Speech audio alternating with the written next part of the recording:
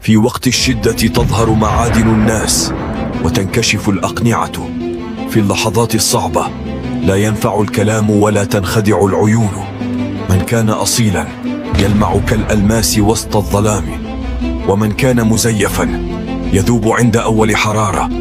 عند الشدائد لا نحتاج إلى أعداد، بل إلى رجال ونساء بمواقف، بثبات، بضمير لا يشترى.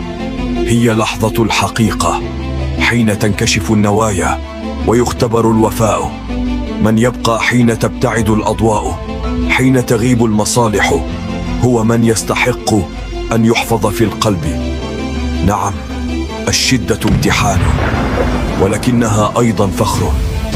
فخر لكل من وقف وقاوم، من لم يخذل، من بقي نبيلا رغم التعب.